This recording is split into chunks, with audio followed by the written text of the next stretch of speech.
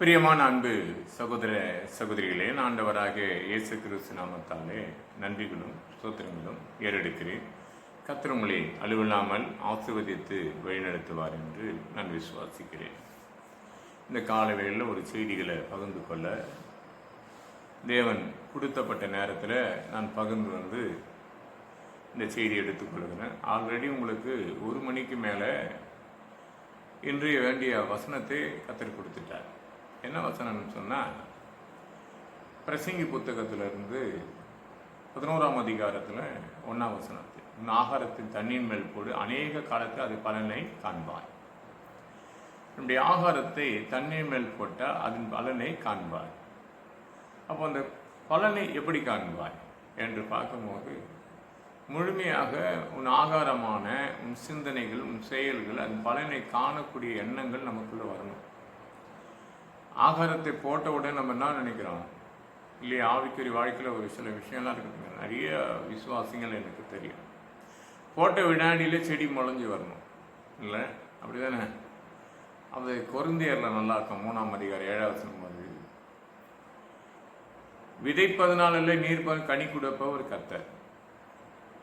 நல்லா பாருங்க, விதைப்பதனால நீர் பாசனால கனி கொடுப்பவர் கர்த்தர் அப்படின்னு அழகா இருக்கும். அது முடிப்பாரு. அப்போ விதைக்கிற நான், நீர் பாசன நான், ஆனால் கனி கொடுப்பவர் கர்த்தர். அப்போ என்னுடைய ஆகாரத்தில், அதாவது என்னுடைய ஆகாரத்தை தண்ணியில் அநேக காலம், அது ஒரு காலத்தை வச்சிருப்பார் இல்லையா? அதுதான் பிரசங்கியில் இருக்கும். 3ஆம் அதிகாரம் 11ஆம் வசனம் படிக்கும் போது, அதுதன் காலத்துக்கு நேர்த்தியாக நான் செய்வேன். இந்த காலத்து நடுவில் ஜனங்களோடு தேவன் பகிர்ந்து கொள்ளப்படும் போது அது ஏற்றுக்கொள்ளப்படுறதா கேட்டால் கிடையாதுங்க. அப்போ என்ன ஏற்றுக்கொள்ளப்பட, ஒருத்தருக்கு ஜெபமான அநேக வசனம் பேசி கொண்டே இருப்பேன். என்னெல்லாம் பார்த்தீங்கன்னா, அநேக இடத்துல போகும்போது வாங்க அப்படி உட்காந்து ஒன்று, இவங்க பிசாசுகிரியா, அவங்க தலைமலை கையை வச்சு இவங்க பின்னாடி இத்தனை பிசாசு நிற்குதுன்னு சொல்லி அவங்கள பயம் காட்டக்கூடியதான வார்த்தையே இருக்கக்கூடாது. நிறைய பேர் பார்த்தீங்கன்னா ரொம்ப தைரியமாக இருப்பாங்க. நைட்டில் ஒரு சொப்பனத்தை கண்டாங்கன்னு வச்சு ஏந்து உட்காந்து சோதரம் சோதரம் சோதரம் இருப்போம். அது முன்னாடியே சொல்லிட்டுன்றேன், வரும் முன்பே காப்போம் இல்லையா? அப்போது இந்த ஆண்டு தேவன் என்னோட பகிர்ந்து கொண்ட வார்த்தை என்னன்னா, நான் பல வாக்கு தத்துவத்தை பார்த்தேன்.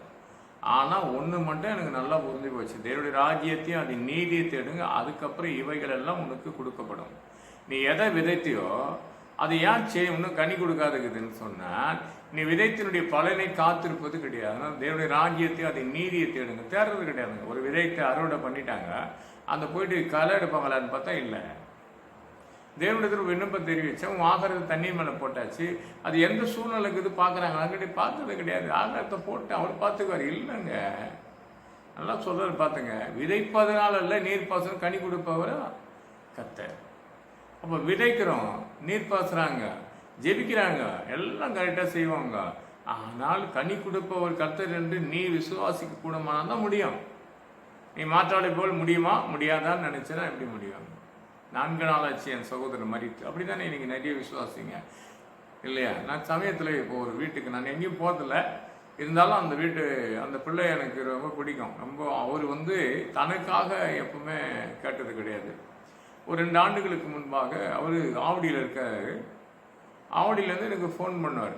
ஃபோன் பண்ணி, எனக்கு எப்படி தெரியும்னா, திருவள்ளூர் மாவட்டத்தில் நான் முன்னாடி அந்த வீட்டில் ஒரு அதிசயம் நடந்து போகிறப்போ அது அவங்க யாருன்றதை நான் திருவள்ளூர் மாவட்டத்தில் பார்த்தா அநேக சந்தோஷம் அடைவாங்க. ஏன்னா தேவ நாம மகிமைப்படுத்த ஒரு திட்டங்கள் வச்சுருப்பார் ஆண்டவர். அதாவது காலத்துக்கு நேர்த்தியாக செய்வேன்னா செய்திருவார்.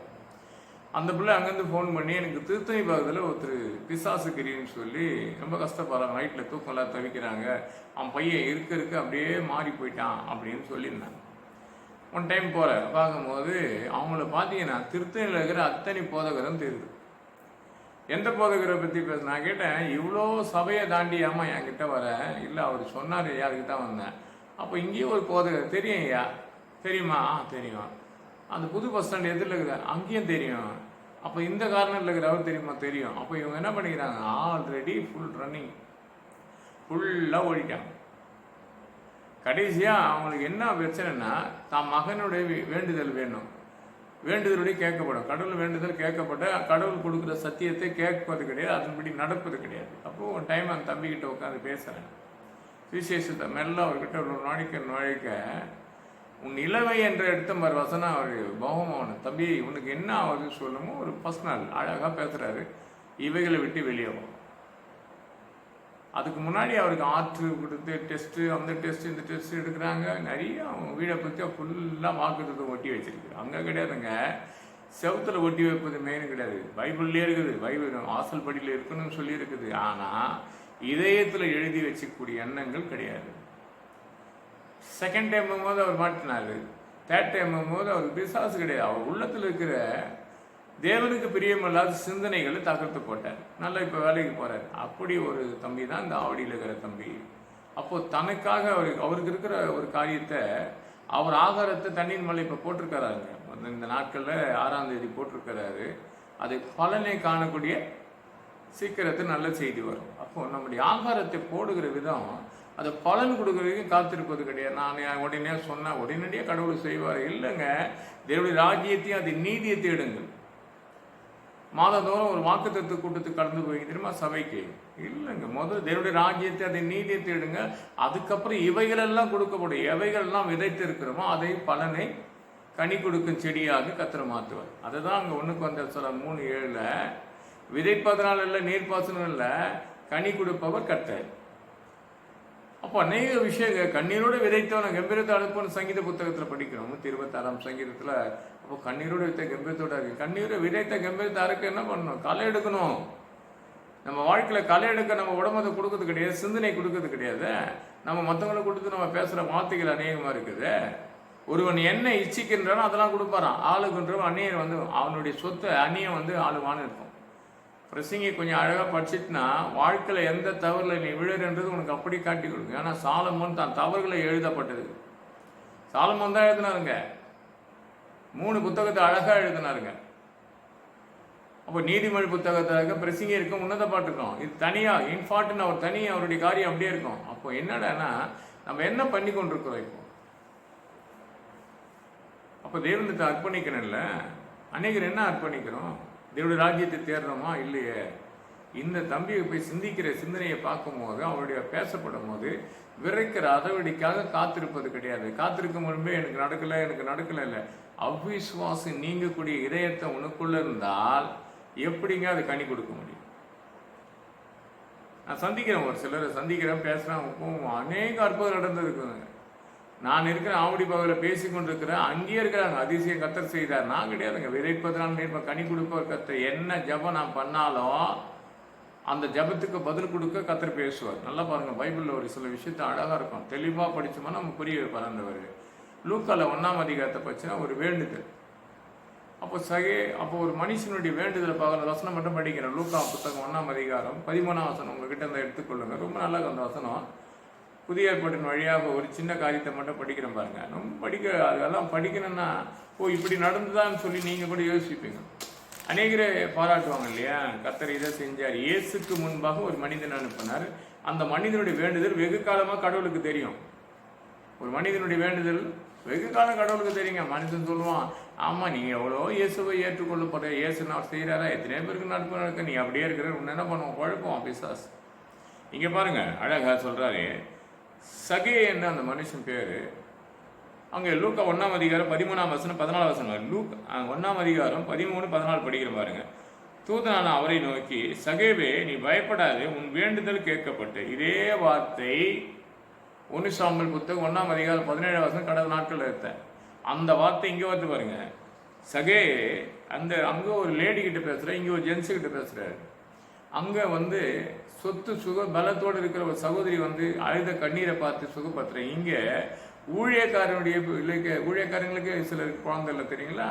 இங்கே ஒரு அற்புதம் பாருங்க. அப்போ என்ன செய்யறாருன்னா, சகேவே பயப்படாது, உன் வேண்டுதல் கேட்கப்பட்டது. உன் மனைவியாக எலிஸ்பத்து உமக்கு ஒரு குமாரனை பெறுவாய், அவனுக்கு யோவான் என்று பெயரிடுவாய். அவனுக்கு பேர் ஊரோட சொல்லுவார். ஆண்டவருடைய தீர்மானம் அதுதான். இயேசுவை பார்த்தா ஒரு காலத்தில் அவருக்கு ஒரு பேர் மாறினே இருக்கும். இமானுவேல்னு இருக்கும் இல்லையா? மேசியான்னு வரும். ஆனால் புதிய ஏற்பாட்டுன்னு வரும்போது அவருக்கு பேர் இயேசு.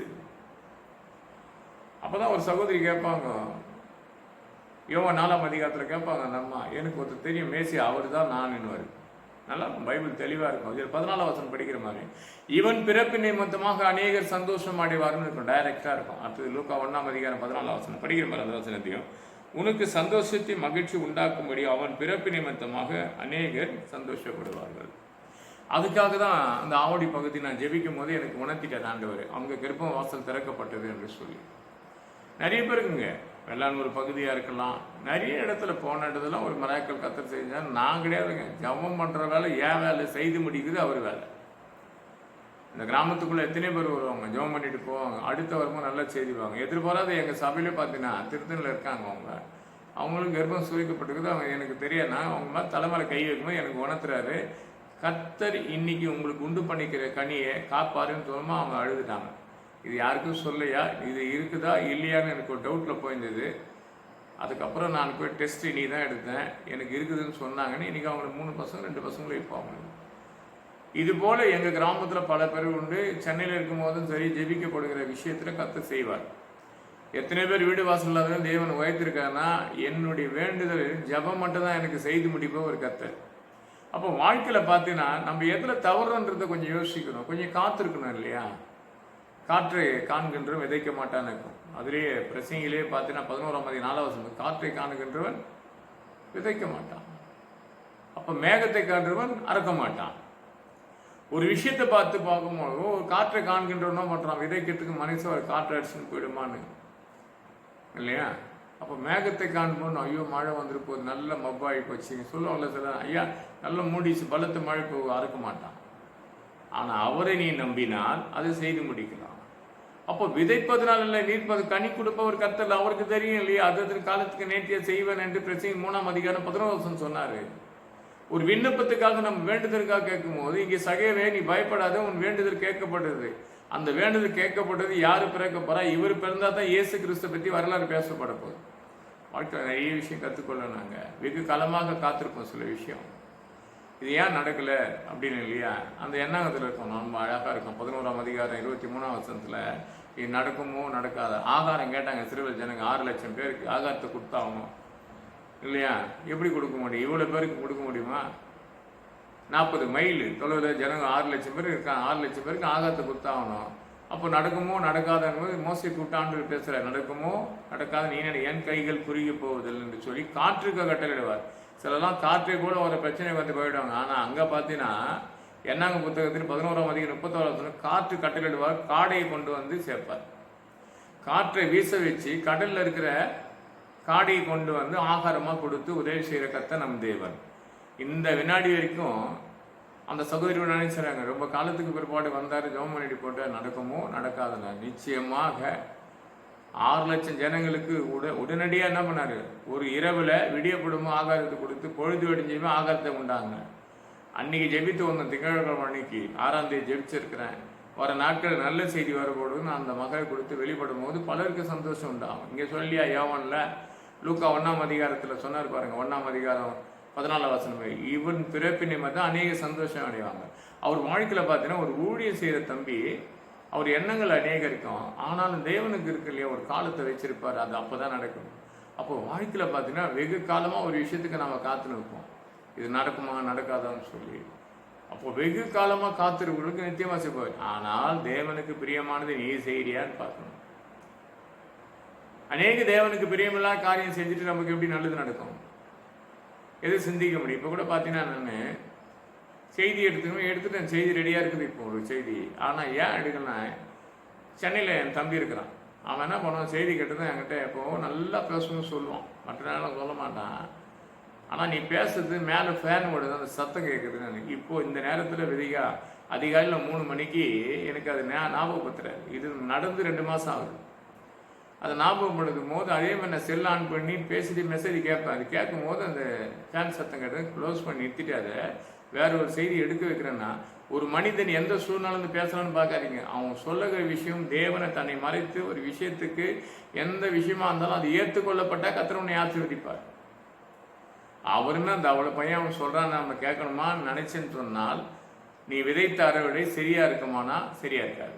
அதுதான் சொல்ற, விதைத்த பிற்பாடு என்ன பாரு, அந்த விதைத்த அறுவடை போய் பார்ப்பார் ஆண்டவர். பார்க்கும்போது வேர் எடுப்பாங்க, களை எடுக்கணும் இல்லையா? நிறைய விதைக்கு தெரிஞ்ச கிராமத்தில் கொஞ்சம் பாருங்கள், நெட் ஆன் பண்ணி பார்த்தா தெரியும் அந்த கதை.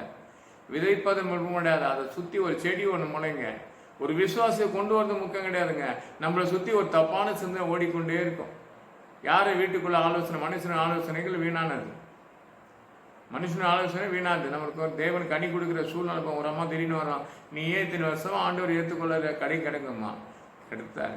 இங்க பார்த்தேன் சத்தியமே, நீ பயப்படாதன்றாரு. நீ பயப்படாத, உன் வேண்டுதல் கேட்கப்பட்டதுன்னா கனி கொடுப்பாரு. எலிசபெத்துக்கு ஒரு குழந்தை கொடுக்க போறாரு. அவரு தான் 6 மாதத்துக்கு முன்னாடி பிறந்து போய் சாட்சியம் சொல்ல போறாரு. இவங்களுக்கும் 6 மாதத்துக்குள்ள தேவனுக்கு கனி கொடுத்து பெரிய சாட்சிய சபையில சொல்ல போறாங்க. பார்க்குற அன்பு சகோதரியா இருக்கலாம், சகோதரனாக இருக்கலாம். நம்முடைய வாழ்க்கையில் கொஞ்சம் யோசிச்சு பாருங்க, என்ன நடக்குது, எதனால அங்கே தடைப்படுது நம்ம வாழ்க்கையில். பைபிள் நிறைய விஷயங்கிறதுங்க, ரொம்ப அழகாக இருக்கும்.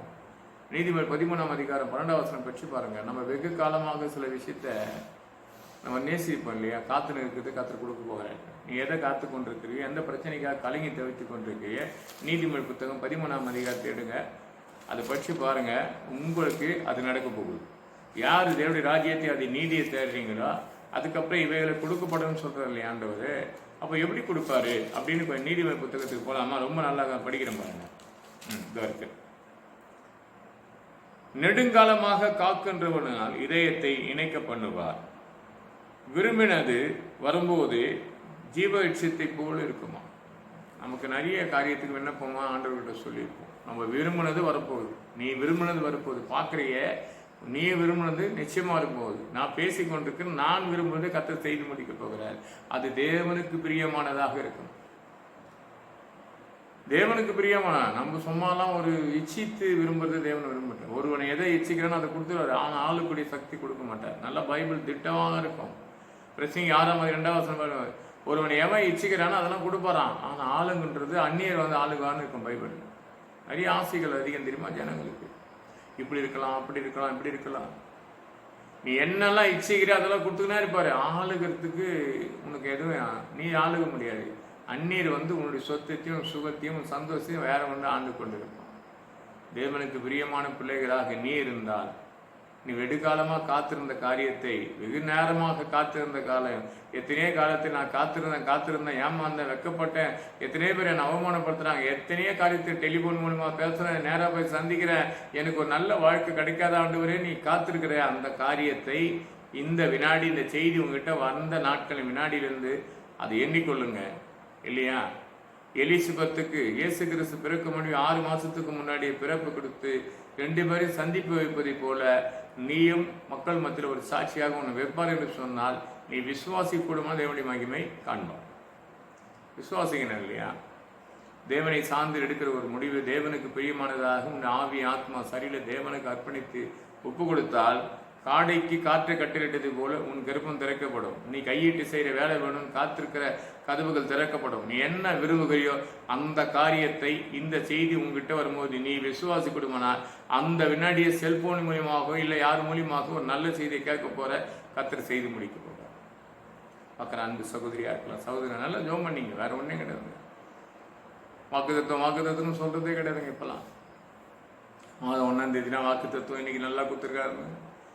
66 புத்தகமும் வாக்குத்தத்துவம் தான். அதை மாதந்தோறும் குறிக்க ஒன்னே ஒன்று, இந்த ஜனவரி பிறந்ததும் சொன்ன தேவனுடைய ராஜ்யத்தையும் அதை நீதியை தேடுங்க, அதுக்கப்புறம் இவைகள்லாம் கொடுக்க முடியும்ட்ட. மத்திய 6ஆம் அதிகாரம் 33ஆம் வசனம் படி, தேடுங்களேன் கண்டறிவீங்க, தட்டுங்களேன் திறக்கப்படும், தேடுங்கள். அப்போ பார்த்தீங்கன்னா, கேளுங்கள் அப்போது கொடுக்கப்படும், தட்டுங்கள் அப்போ திறக்கப்படும், தேடுங்கள் கண்டறிவது. இந்த வேத புத்தகத்தை தேடி பாருங்கள். நன்மையும் கிருபையும் உன்னை தொடர்ந்து பயணிக்கும். எந்த பிரச்சனையும் வராதபடி ஏசாயா புத்தகத்தில் 52ஆம் அதிகாரம் பாடசம்படி, ஒருவேளை நீ கடந்து நான் வேலைக்கு போனா உனக்கு முன்பா இருப்பாரு. நீ வேலைக்கு போய் கொண்டு இருந்தனா நம்ம பின்னாடி என்ன நடக்கும், பின்னாடி இருந்தால் உன்னை காப்பாரு. இஸ்ரவேல் தேவன் உறங்குவதும் இல்லை தூங்குவதில்லை. கத்த இந்த வசனத்தை ஒவ்வொன்றும் கத்தரை ஆசீர்வதிப்பாராக. இந்த வார்த்தைக்காக ஜெபம் பண்ணலாமா? இந்த வசனம் முழுவதும் நீ கேட்டுக்கொள்ளும் போது இதயத்தில் ஒரு மகிழ்ச்சியின் சத்தத்தை கேட்க கத்தர் உதவி செய்ய போறார். என் அன்பா நேசிக்க நல்ல பிதாவின் கிருபைக்காக சோதரிக்கிறோம், வல்லமைக்காக துதிக்கிறோம், சகலத்தை புதிதாக்கி நாமத்தை மையப்படுத்தும் பெரிய கேஷ்ண பிதா. ஆமீன், ஆமீன், ஆமீன், ஆமீன். ஒரு புதிய காரியத்தை செய்ய போகிறோம். ஜெபம் பண்ணுங்க. கர்த்தர் எங்களோடு இருந்த அந்த காரியத்தை செய்து முடித்தால் ஒரு விண்ணப்பம் இருக்குது. அநேக கிராம ஊழியத்தை செய்ய அது பெரிய உதவியாக இருக்குது. அதை உயர்த்தினா இது நடக்கும். கர்த்தர் ஆசீர்வதிப்பார். ஆமென்.